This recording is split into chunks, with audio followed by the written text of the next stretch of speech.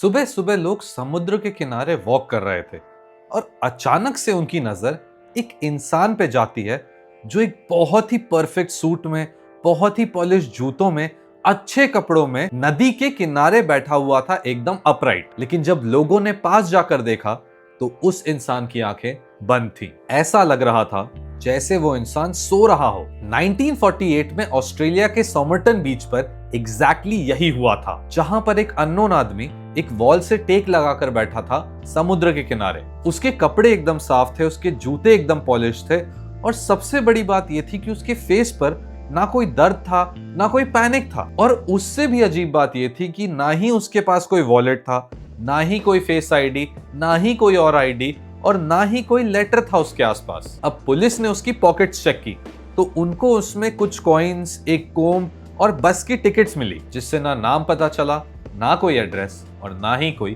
पहचान। फिर इस इंसान का पोस्टमार्टम किया गया और डॉक्टर्स ने यह बोला कि इसकी मौत जो है वो ना ही किसी बड़े चोट से हुई है, ना ही कोई क्लियर पॉइजन का साइन है और ना ही कोई ऐसी इंटरनल ब्लीडिंग है जिससे यह इंसान मर चुका हो। और तभी सबको समझ में आ गया कि ये कोई नॉर्मल केस नहीं है। यहाँ हर जवाब और नए सवाल पैदा करने वाला था, क्योंकि कुछ ही दिनों बाद पुलिस को उसके जेब से मिला एक छोटा सा पेपर जिस पे लिखे थे सिर्फ दो लफ्ज, तमाम शुद्ध। और जैसे ही ये वर्ड्स मिले, ये केस हिस्ट्री का सबसे मिस्टीरियस केस बन गया। अब सबसे बड़ा सवाल यह था कि तमाम शुद्ध का मतलब क्या था और ये वर्ड्स उस अननोन आदमी की जेब में कैसे आए। अब पुलिस ने जब उस पेपर को ध्यान से देखा तो ये पता चला कि ये किसी बुक से फाड़कर निकाला गया था और पर्शियन लैंग्वेज में इसका मतलब होता है इट इज फिनिश्ड, मतलब सब खत्म, जैसे किसी ने अपनी खुद की कहानी खुद ही एंड कर दी हो। अब इसके बाद पूरे ऑस्ट्रेलिया में ये वर्ड्स पब्लिश कर दिए गए और हर जगह लोग खोजने लग गए कि वो कौन सी बुक थी जिससे ये वर्ड्स फाड़े गए थे। और अचानक एक दिन एक आदमी आता है और वो आकर ये बताता है कि उसकी कार की बैक सीट में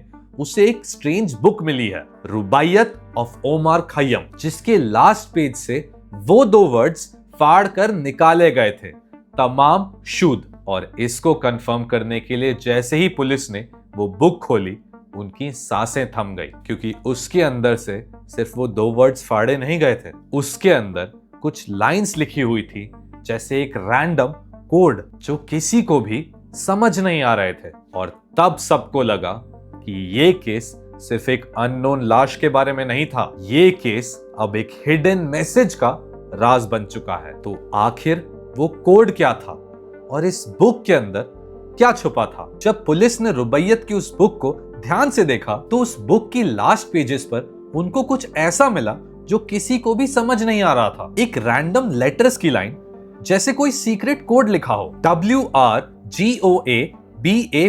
कुछ ऐसे वर्ड्स जो ना ही किसी लैंग्वेज में थे और ना ही कोई सेंस बना रहे थे। इसके बाद पूरे ऑस्ट्रेलिया के एक्सपर्ट्स को बुलाया गया, क्रिप्टोग्राफर्स आए, नेवी के कोड ब्रेकर्स आए, पर कोई भी उस कोड को तोड़ नहीं पाया। और जैसे जैसे टाइम बीतता गया, वो कोड और भी ज्यादा मिस्टीरियस बनता गया। लेकिन अचानक से एक दिन एक शॉकिंग चीज सामने आई। उसी बुक के बैक कवर पर एक फेंट फोन नंबर लिखा था, जैसे कि उसे पेंसिल से हल्का सा स्क्रिबल किया गया हो। और जब पुलिस ने उस नंबर पर कॉल किया तो लाइन की दूसरी तरफ एक औरत थी जो एडिलेड के पास रहती थी। और जैसे ही पुलिस ने उस सोमरटन मैन की बात बताई, वो औरत अचानक से साइलेंट हो गई।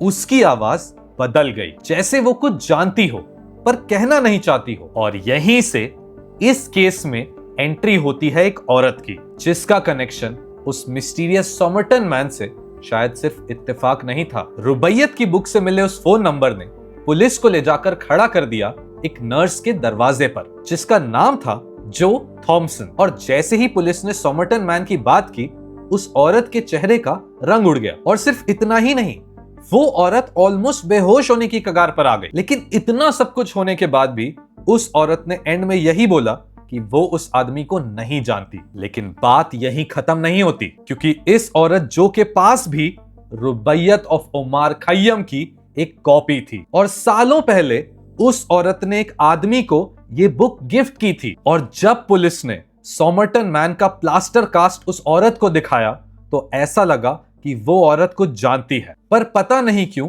वो छुपा रही हो। कुछ टाइम बाद उस औरत ने यह बताया कि उसने ये बुक एक आर्मी ऑफिसर को दी थी। उस आर्मी ऑफिसर का नाम था अल्फ्रेड बॉक्सल, और तब जाके सबको लगा कि शायद वो मरने वाला इंसान अल्फ्रेड बॉक्सल ही हो। पर कहानी इतनी आसानी से खत्म तो हो नहीं सकती, क्योंकि यहां पर आया एक और ट्विस्ट। वो आर्मी ऑफिसर जिसको इस औरत ने वो बुक गिफ्ट की थी, अल्फ्रेड बॉक्सल, वो जिंदा था अपनी रुबैयत की बुक के साथ। और यहीं से केस और भी ज्यादा उलझ गया, क्योंकि शायद जो कुछ जानती थी पर कह नहीं रही थी, और पुलिस के पास अब सिर्फ थ्योरीज बची थी। क्या सॉमरटन मैन जो का एक लॉस्ट लवर था जो रिजेक्ट होने के बाद वापस आया, या फिर ये सब कोल्ड वॉर के टाइम का एक स्पाई गेम था जहां कोड, फेक आइडेंटिटी और तमाम शूट सिर्फ एक कवर अप थे। और तभी आया इस कहानी का सबसे डार्क ट्विस्ट। जब अल्फ्रेड बॉक्सल जिंदा मिला अपनी रुबैयत की बुक के साथ, तो पुलिस के हाथ से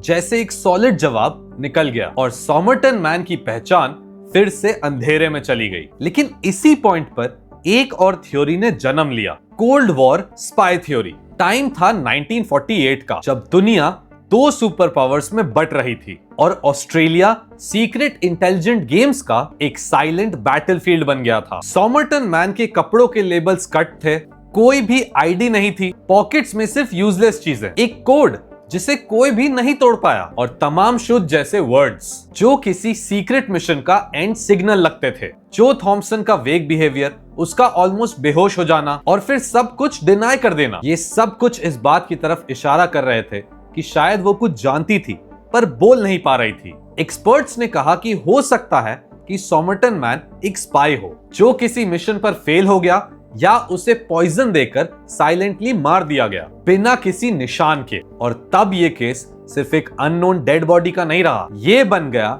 एक इंटरनेशनल स्पाई मिस्ट्री, जहां हर क्लू जैसे एक सीक्रेट वॉर का हिस्सा लगने लगा।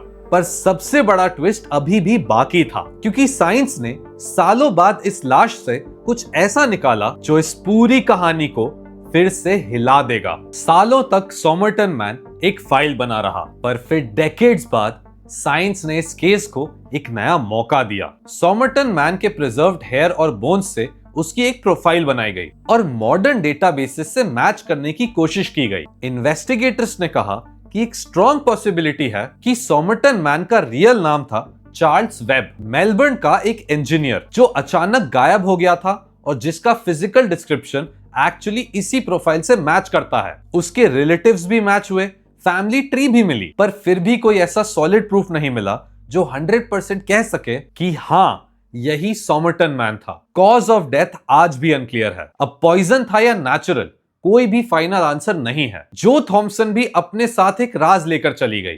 कोड आज भी अनरेड है और तमाम शुद्ध आज भी सिर्फ दो लफ्ज नहीं बल्कि एक पूरी अधूरी कहानी बन चुके हैं। अब शायद ये एक लवर था जो कभी मिल नहीं पाया, शायद एक स्पाई जो हिस्ट्री में घुल गया, या शायद बस एक आदमी जो इस दुनिया से बिना पहचान के चला गया। सॉमरटन बीच पर मिली उस लाश के साथ आज भी एक सवाल जुड़ा हुआ है कि अगर सब कुछ खत्म हो चुका था तो आज भी ये कहानी जिंदा क्यों है।